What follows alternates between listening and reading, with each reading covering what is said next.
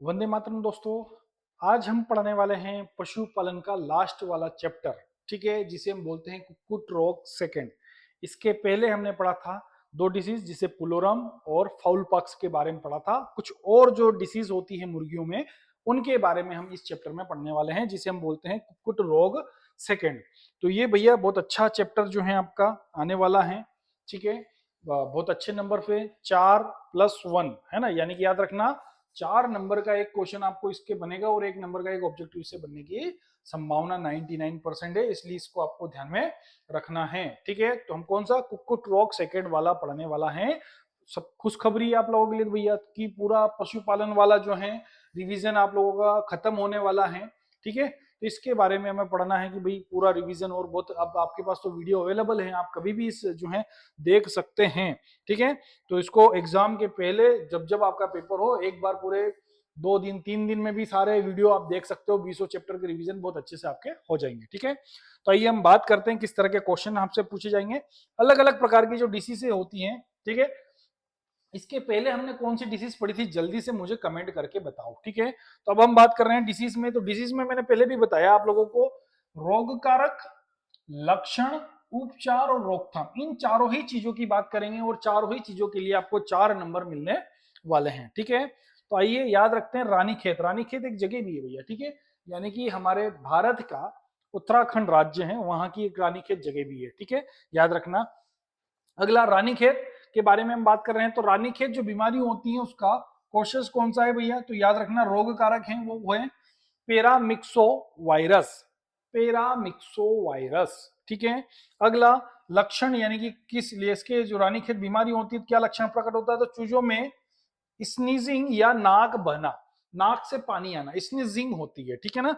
दूसरा, मुंह एवं नासिका रंध्रों से लसलसा पदार्थ, वही नाक बहना या लसलसा पदार्थ निकलना, तो मुंह से भी निकलता है और नाक से भी निकलता है। सॉरी। अंडा उत्पादन काफी कम हो जाता है जब भाई जो है पक्षी हमारा बीमार होगा, तो भाई अंडा उत्पादन तो क्या होना है, कम होना ही होना है, ठीक है ना। तो इस बात का आपको ध्यान में रखना है। फिर से रोग कारक क्या है, पेरामिक्सो वायरस, पेरामिक्सो वायरस, ठीक है। जब मेरे साथ भी आप 1-2 बार उच्चारण कर लोगे तो कहीं ना कहीं हमारे दिमाग में थोड़ी बहुत जो है चीजें फिक्स हो जाती हैं, तो इसलिए आपको याद रखना भैया, ठीक है। चलो रानीखेत के, अब हम बात कर रहे हैं उपचार की। रानीखेत के उपचार के लिए तो रोगग्रस्त मुर्गियों को स्वस्थ मुर्गियों से क्या करना है, अलग करना है भैया, तो है ना, याद रखना है। रोग से मरी मुर्गियों को क्या कर देना है, जला देना है। बीमार मुर्गियों के बर्तन फिनाइल से साफ कर देना है, बराबर। पीने के पानी में कीटाणुनाशक दवा डालनी चाहिए। भाई ये तो जनरली चीजें हैं, है ना, बहुत ज्यादा कोई ऐसे उपचार और रोकथाम के लिए हम बात करते हैं तो रोगग्रस्त मुर्गियों को स्वस्थ मुर्गियों से अलग कर दो, मरी हुई मुर्गियों को जला देना चाहिए, बीमार मुर्गियों के बर्तन फिनाइल से साफ कर देना चाहिए, और पीने के पानी में कीटाणुनाशक दवा डालनी चाहिए। ये सिंपल से हैं जो है भैया, ये तो है ना, हम भी बीमार होते हैं तो कई बार इन बहुत सारी चीजों का ध्यान में रखना पड़ता है। अगले हम बात करें कॉक्सीडियोसिस। कॉक्सीडियोसिस कौन सी बीमारी के बारे में बात कर रहे हैं भैया, कॉक्सीडियोसिस बीमारी के बारे में बात कर रहे हैं। अब इसका भी आपको क्या बताना है, कारक बताओ, लक्षण बताओ, उपचार बताओ और रोकथाम बताओ, ठीक है। इनके बारे में आपको लिखना है। अब हम बात करते हैं रोग कारक की। तो ये बीमारी इमेरिया टेनेला जीनस के प्रोटोजोआ द्वारा होती है।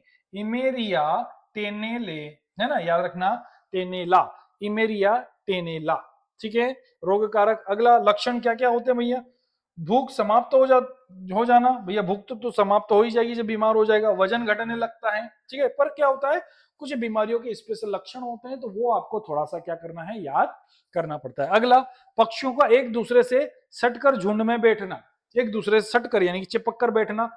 जो है पतला पखाना होना, जो पोटी होती है वो क्या करती है भैया, बहुत पतली पतली आती है, ठीक है। तो इसलिए आपको ये ध्यान में रखना है 4 लक्षण, भूख कम लगना, वजन घट जाना, पक्षियां एक दूसरे के पास पास आ जाना, और क्या होता है, पखाना पतला पतला करना, ठीक है, याद रखना।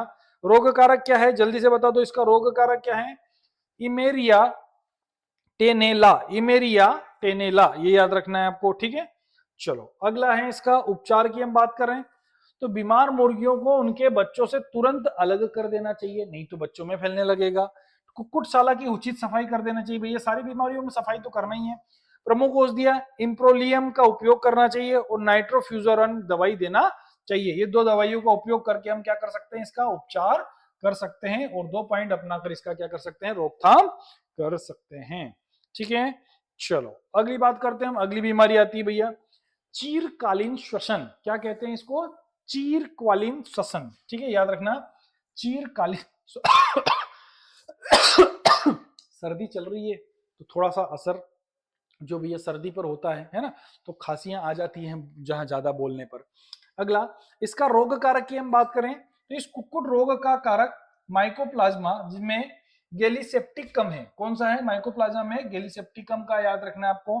अगला लक्षण की बात करें तो मुर्गियों को सांस लेने में क्या होती है, कठिनाई होती है। देखो है ना, जब मुर्गियों की चोंच में या गर्दन पर जब ये होती है, सूजन आ जाती है तो सांस लेने में कठिनाई होती है।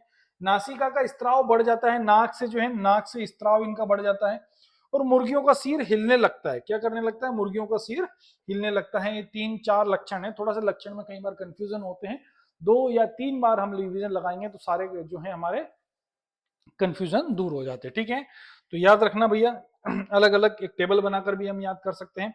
उपचार की हम बात करें, टेट्रासाइक्लिन समूह के एंटीबायोटिक इस बीमारी में प्रभावी होते हैं। तो आपको याद रखना जो है टेट्रासाइक्लिन का उपयोग ज्यादातर किया जाता है। ये दवाएं 2 मिलीग्राम या मिलीलीटर की मात्रा में इंट्रामस्कुलर में दी जाती है। ठीक है, याद रखना भैया, इंट्रामस्कुलर में दी जाती है। जेंटामाइसिन 2.5 मिलीग्राम प्रति किलोग्राम शरीर भार के अनुसार क्या करें, इंट्रामस्कुलर में, ये भी इंट्रामस्कुलर में दी जाती है। एल्थ्रोसिन फ्यूराजोल का या बिडोक्स को पानी में जो है मिलाकर 1 सप्ताह तक पिलाना चाहिए। तो ये क्या कर सकते हैं, इसका ट्रीटमेंट आप कर सकते हैं इन दवाइयों को टेट्रासाइक्लिन के द्वारा या इंट्रामस्कुलर में जो दवाइयां दी जाती हैं अलग अलग तरीके से उपयोग करना है, तो जिससे क्या होगा भैया, उपचार होगा। अगला हम बात करते हैं किलनी बुखार, बीमारी कारक लक्षण उपचार और रोकथाम। वही 4 पॉइंट, कारक लक्षण है ना और उपचार रोकथाम। तो भैया किलनी बुखार का जो है, किलनी बुखार में जो पक्षी होते हैं वो पंख फैलाकर बैठ जाते हैं ज्यादातर। ठीक है, सुस्त तो होते ही होते हैं। तो याद रखना है स्पाइरोकीटा स्पाइरोकीटा गेलिनेरम, गेलिनेरम ए गेलिया आदमी, गेलिनेरम होता है कि नहीं, तो भाई वही याद रखना है, गेलिनेरम स्पाइरोकिला गेलिनेरम। ठीक है, अगला भाई याद रखना है, ये आपका कई बार बच्चे जो होते हैं बड़े कंफ्यूजन होते हैं क्योंकि ये ऐसे ऐसे वर्ड आते हैं भैया, तो ये वर्ड जो होते हैं भाई वैज्ञानिक तरीके से जो है डिफाइन होते हैं, तो आपको ये तो याद करना ही पड़ेगा मेरे दोस्त। तो नहीं करोगे तो काम कैसे चलेगा। सिर्फ बहुत सारे लोग मुर्गी पकड़े, गर्दन मरोड़ी और खाने से ही काम नहीं चलता है, इन चीजों का भी ध्यान में चल रहा है। पता चल रहा है कि बीमार मुर्गी ले आए और उसी को निपटा दी, और वही निपटा दी तो घर में ही सब बीमार पड़े हुए हैं, तो भाई गड़बड़ हो जाएगी। ठीक है भाई, हम तो शाकाहारी है ना, ऐसी बात करते हैं, राम राम, ऐसी बातें नहीं करना चाहिए। ठीक है, तो चलो लक्षण की बात कर रहे हैं।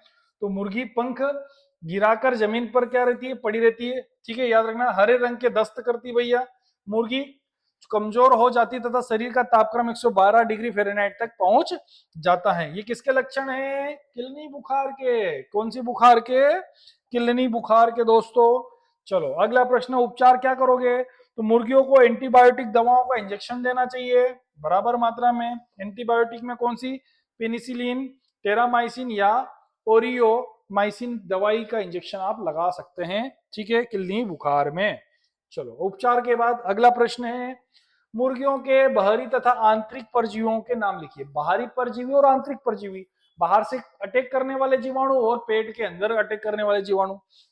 तो बाहरी परजीवी की हम बात कर रहे हैं, तो बाहरी परजीवी में क्या आता है भैया, याद रखना बाहरी परजीवी में। ठीक है, तो बाहरी परजीवी में क्या आएगा, जू।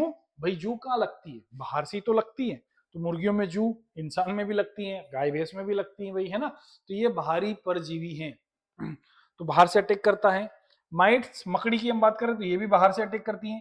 चिचड़ी, ठीक है, खटमल और पिस्सू, तो ये चिचड़ी, खटमल, पिस्सू ये सब जू जैसे ही होते हैं सारे, है ना। जू के अलावा आप लोगों ने पशु में देखी होगी ना गिचोड़ी, नाम सुना है नहीं, हमारी देसी भाषा में गिचोड़ी कहा जाता है। ठीक है, रस नहीं, खून चूसती है। क्या चूसती है, खून चूसती है। ठीक है, तो ये बाहरी परजीवी जो अटैक करते हैं, किन्हीं 4-5 बाहरी परजीवियों के नाम लिखिए, ये क्वेश्चन आपसे पूछा जा सकता है। ठीक है, अब अंतः परजीवी की बात कर रहे हैं, तो गोलकृमि, ये है ना। ये सब आंतरिक परजीवी यानी कि पेटों में रहने वाले, आंतों में रहने वाले, है ना, ब्लड में। फिट कृमि याद रखना, और कॉक्सीडिया, कॉक्सीडिया, ठीक है। तो ये सब क्या होगा भैया, पेट के अंदर, शरीर के अंदर रहने वाले ठीक है, परजीवियों के नाम है। तो आपको ये अच्छे से याद कर लेना भैया, ठीक है। 3-4 बीमारियों को भी आपको याद रख लेना है, ठीक है। रानीखेत है, पीली बुखार है, इन बीमारियों को आपको थोड़े से बहुत अच्छे से पढ़ लेना है, ठीक है।